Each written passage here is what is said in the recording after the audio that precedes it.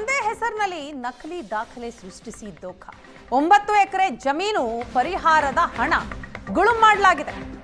ಅದು ಸ್ವಂತ ಮಗನಿಂದಲೇ ತಂದೆಗೆ ವಂಚನೆ ಆದಂತಹ ಪ್ರಕರಣ ಇದು.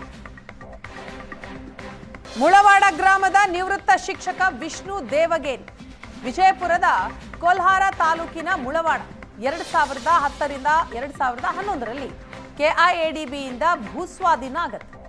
ವಿಷ್ಣು ದೇವಗೇರಿಗೆ 9 ಎಕರೆಗೆ ಜಮೀನು ವಶಕ್ಕೆ ಪಡೆಯಲಾಗುತ್ತೆ.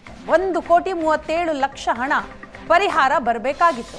ಹಣವನ್ನ ತನ್ನ ಹೆಸರಿಗೆ ವಂಚಕ ಮಗ ಹಾಕಿಸಿಕೊಂಡಿದ್ದಾನೆ. ಅಧಿಕಾರಿಗಳ ಜೊತೆ ಸೇರ್ಕೊಂಡು ತಂದೆಗೆ ವಂಚನೆ ಮಾಡಿದ್ದಾನೆ ಮಗ. ನ್ಯಾಯಕ್ಕಾಗಿ ಧಾರವಾಡ ಕೆಐಎಡಿಬಿ ಕಚೇರಿಗೆ ತಂದೆ ಮೊರೆ ಹೋಗಿದ್ದಾರೆ. ವಿಷ್ಣುಗೆ ಮೋಸ ಮಾಡಿದ ಮಗ ರಾಜಾರಾಮ್ ತಂದೆ ಹೆಸರಿನಲ್ಲಿ ನಕಲಿ ದಾಖಲೆಯನ್ನ ಸಲ್ಲಿಕೆ ಮಾಡಲಾಗಿದೆ. ಅದು ಕೆಐಎಡಿಬಿ. ಹಣ ತನ್ನ ಅಕೌಂಟ್ಗೆ ಹಾಕಿಸಿಕೊಂಡಿದ್ದಾನೆ ಮಗ ರಾಜಾರಾಮ್. 2022 ಜನವರಿಯಲ್ಲಿ ಹಣ ಪಡೆದು ವಂಚನೆ ಮಾಡಿದ್ದಾನೆ. 2024ರಲ್ಲಿ ವಿದ್ಯಾಗಿರಿ ಠಾಣೆಯಲ್ಲಿ ದೂರು ದಾಖಲಾಗುತ್ತೆ. ನಿವೃತ್ತ ಶಿಕ್ಷಕ ವಿಷ್ಣು ದೇವಗೇರಿ ದೂರು ಕೊಡ್ತಾರೆ. ಮಗ ನನಗೆ ಮೋಸ ಮಾಡಿದ್ದಾನೆ ಅಂತ ಆ ದೂರಿನಲ್ಲಿ ಹೇಳ್ತಾರೆ. ಅದು 9 ಎಕರೆ 35 ಗುಂಟೆ ಇದೆ. ಅದು ಏನದ ಇವರು ಅಕ್ವೈರ್ ಮಾಡಿದರು. ಅದರ ಅಮೌಂಟು ಏನದ ನನಗೆ ಇವತ್ತಿನವರೆಗೆ 1 ಪೈಸಾ ಕೈ ಶಾಕ್ತಿಲ್ಲ.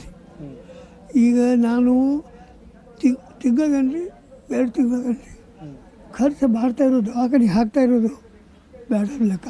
ಅವನಿಗೆ ಕಡೆ ರಾಜಾರಾಮ್ ಊರ್ಪ್ ರಾಜು ಏನು ಮಾಡ್ತಾನೆ ಕೆಲಸ?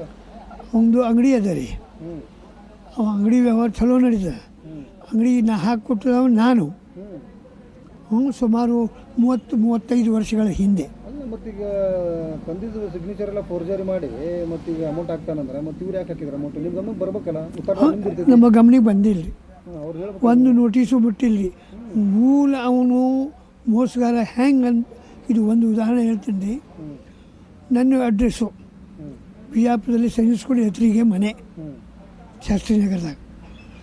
ಅವ ಯಾವುದೇ ಇದಕ್ಕೆ ನನಗೆ ಯಾವ ನೋಟಿಸ್ ಬರಬಾರ್ದು, ಯಾವ ಪತ್ರ ಬರಬಾರ್ದು, ಏನು ಯಾರು ಏನು ಬರಬಾರ್ದು. ಅಡ್ರೆಸ್ ಆಫೀಸಿಗೆ ಕೊಟ್ಟಾನಿಲ್ಲ. ಇವ್ರ ಜಮೀನು ಏನೈತಿ 2010 ಮತ್ತು 2013 ಒಳಗಡೆ ಏನೈತಿ ಕೆಐಎಡಿಬಿದವರು ಅಕ್ವೈರ್ ಮಾಡ್ಕೊಂಡಿದ್ರು. ಅದಕ್ಕೆ ಏನೈತಿ ಬಂದಂಥ ಪರಿಹಾರ ಇವ್ರಿಗೆ ಏನೂ $1 ಬಂದಿಲ್ಲ. ಆಮೇಲೆ ಏನೈತಿ ಇವ್ರ ಮಗ ಅದು 9 ಎಕರೆ 35 ಗುಂಟೆ ರೀ. ಅದು ಏನಾಗೈತಿಪ್ಪ ಅಂತಂದ್ರೆ ರೀ 9 ಎಕರೆ 35 ಗುಂಟೆದು 1,37,75,000.